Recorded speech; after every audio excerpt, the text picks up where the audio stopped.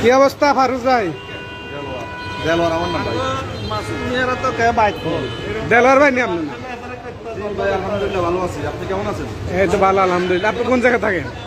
আমি তো সৌদি আরব থাকি ভাই, আসছি 1 মাস 15 দিন হয়েছে ভোট টোট করছেন নি?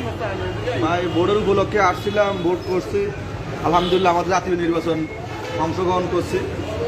এখন জাতীয় নির্বাচনের পরে রমজান মাস সামনে আসছে, একটা কথা বলার জন্য আপনাকে আপনি যখন সামনাসামনি আসছেন, আপনি দেখেন আরব রাষ্ট্রগুলা এই রমজান মাস আসলে সম্পূর্ণ মালের দোকানের মালগুলো মানে ডিসকাউন্ট দেয়, ঠিক আছে? আরব দেশগুলো বলতে কোনটা? কাতার, সৌদি, ওমান? হ্যাঁ, এগুলা আরব রাষ্ট্র বলতে মনে করে এগুলো তো আরব রাষ্ট্রগুলোর মধ্যে সম্পূর্ণভাবে সারা বছর যে রেট থাকে মাল সামানার, দোকানের মাল সামানার, এবং কি রমজান মাসে তারা ডিসকাউন্ট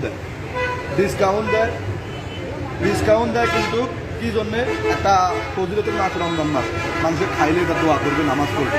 আর আমাদের যে বাংলাদেশ, একটা জানোয়াররা মনে করো যায় সিন্ডিকেট করে দোকানদারের মালগুলোর দাম এই রোজার মাসে 30 দিনের জন্য এই শুয়ারের বাচ্চারা দামগুলোর দাম বাড়াই দেয়, এবং কি মানুষ এর থেকে বিপরীত হওয়া